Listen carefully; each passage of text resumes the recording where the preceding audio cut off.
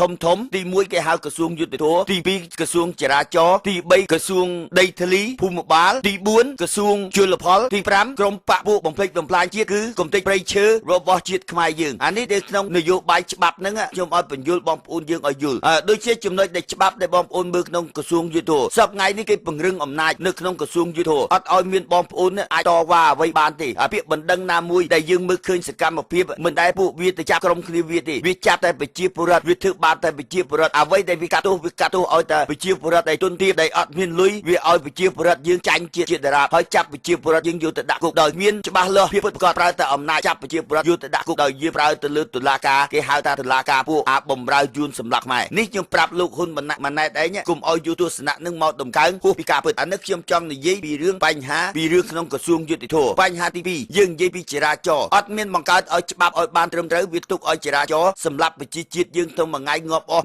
100ទៅ200នាក់រាល់តែថ្ងៃដែលស្លាប់ដោយសារចរាចរណ៍នេះតែជាចំណុចមួយវាបំពាក់បំពន់ប្រជាជាតិយើងអស់32ឆ្នាំមិនដែលរៀបចរាចរណ៍ឲ្យបានត្រឹមត្រូវបង្កើតអាណាធិបតេយ្យនៅក្នុងសង្គមធ្វើម៉េចក៏ដោយសម្រាប់ប្រជាជាតិខ្មែរយើងឲ្យស្លាប់ឲ្យអស់ដើម្បីវាស្រួលនឹងការយកទឹកដីនេះជាវិធីសាស្ត្រដែលសម្រាប់ប្រជាជាតិខ្មែរយើងដោយប្រយោលដែលយើងអត់នាំគ្នាបានចាប់អារម្មណ៍ទេអានេះខ្ញុំនិយាយពីក្នុងលក្ខណៈក្នុងច្បាប់ទី2ច្បាប់ទី3យើងនិយាយទៅយកដីធ្លីប្រជាពលរដ្ឋចាប់ប្រជាពលរដ្ឋយកទៅដាក់គុកដោយប្រើទៅលើអំណាចនៃច្បាប់ដែលច្បាប់វានឹងអត់មានច្បាប់អីមួយដែលពិតប្រាកដទេអានេះជាចំណុចដែលសពបញ្ជាក់បង្ហាញឲ្យឃើញថាការដែលទួញសោកយំបោកខ្លួនគ្រប់កន្លែងទាំងអស់ដោយសារការដណ្ដើមដីធ្លីរបស់ប្រជាពលរដ្ឋដោយគ្មានការសំណងឲ្យសមស្របហើយទន្ទឹមពេលនឹងចាប់ប្រជាពលរដ្ឋយកទៅដាក់គុកថែមទៀតអានេះចូលទៅលើកត្តាច្បាប់ហើយយើងនិយាយពីផ្នែកខាងជលផលផ្នែកខាងជលផលដែលបងប្អូនមើលឃើញសកម្មភាពទាំងអស់ហើយអ្នកនេសាទនៅក្នុងអាជីវកម្មគ្រួសារតូចៗចាប់គេយកទៅដាក់គុកធ្វើបាបគេតែអាពួកសកម្មភាពពួកអាយុនយកមកធ្វើអាជីវកម្មនេសាទធំបណ្ដោយឲ្យយួនធ្វើតាមចិត្តអានេះហើយដែលហៅថាគោលដៅនយោបាយបំភ្លេចបំផ្លាញជាតិឲ្យលោកហ៊ុនម៉ាណែតឯងមើលឃើញឲ្យច្បាស់អំពីសកម្មភាពអស់ហ្នឹងហើយកុំឲ្យប្រើនយោបាយលើកតម្កើងហួសពីការពិតអានេះដែលខ្ញុំចង់បញ្ជាក់ពីបញ្ហាទី4យើងនិយាយពីទី5ឥឡូវលោកហ៊ុនម៉ាណែតឯងមើលឃើញច្បាស់ណាស់ពីសកម្មភាពព្រៃឈើតិចទីនៅក្នុងប្រទេសជាតិយើងរហូតទៅដល់ព្រៃឡង់ដែលគេហៅថាជ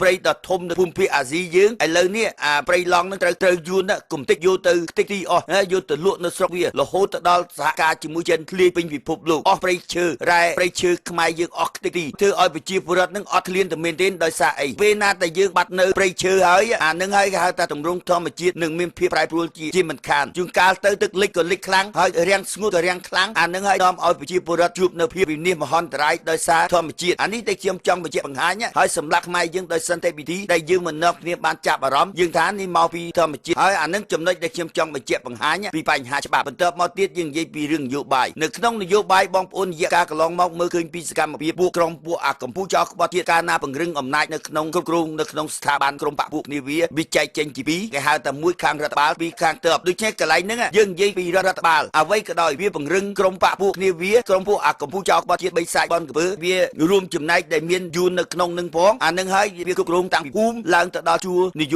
ករដ្ឋមន្ត្រីអានឹងសិតតែក្រុមបកពួកយួនទាំងអស់ដោយសារយើងនិយាយថានេះជានយោបាយដើម្បីគៀបសង្កត់គ្រប់គ្រងលើទឹកដីខ្មែរគ្រប់គ្រងប្រជាពលរដ្ឋខ្មែរដោយកុំឲ្យមានភាពងើបឡើងតវ៉ារួចដោយសារអីនេះហើយដែលខ្ញុំនិយាយផ្នែកខាងរដ្ឋបាលយើងមើលនៅក្នុងជួរនាយករដ្ឋមន្ត្រីក្រុមបកពួកមន្ត្រីទាំងអស់នៅក្នុងហ្នឹងសិតតែប្រពន្ធយួន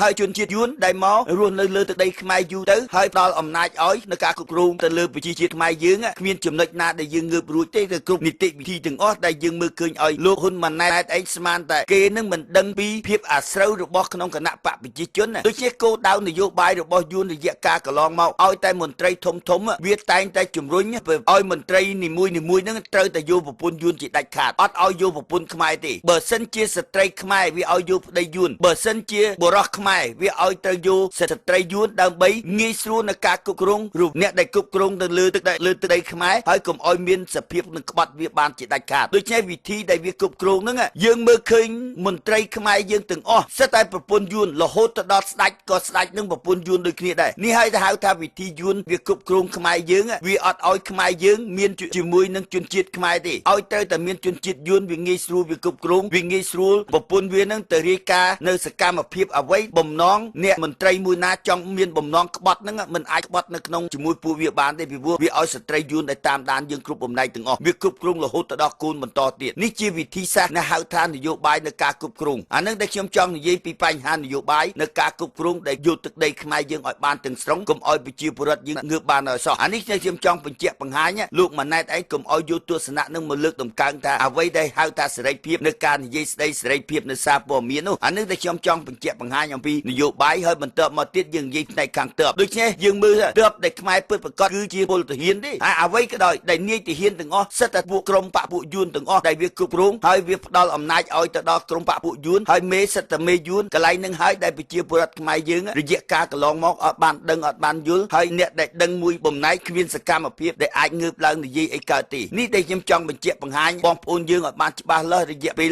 32ឆ្នាំមកហើយដែលយើងជួបនៅភាពដែលហៅថាបិទបាំងពីសារព័ត៌មានដែលដូចជាអ្វីក៏ដោយអ្វីដែលលោកឯងនិយាយកាន់តែជាការបិទបាំងលើកតម្កើងទៅខ្លួនឯងឲ្យតម្លៃទៅខ្លួនឯងក៏ប៉ុន្តែបំភាន់មតិជាតិនិងបំភាន់មតិអន្តរជាតិកន្លែងនឹងហើយវិនិច្ឆ័យកម្មទាំងអស់ដែលយើងបាត់បង់ទៅដីហ្នឹងដែលរួមមកសិតតែមេយួនទាំងអស់ដែលនៅគ្រប់គ្រងទៅលើស្ថាប័នជាតិខ្មែរយើងហើយបន្ទាប់មកទៀតយើងចូលនៅក្នុងលក្ខណៈទី3យើងនិយាយពីសង្គមកិច្ចនៅក្នុងសង្គមកិច្ចវាមាន3ទី1គេហៅថាក្រសួងសិក្សាធិការនិងក្រសួងអប់រំទី2ក្រសួងសុខាភិបាលទី3ក្រសួងឃោសនាការនេះជាវិធីដែលជាចំណុចសំខាន់នៅលើប្រទេសជាតិនៅការគ្រប់គ្រងក្នុងគោលដៅនយោបាយឃ្លានខ្លៅហើយខ្លាចហ្នឹងអាខ្លៅនេះជាចំណុចសំខាន់ណាស់ដែល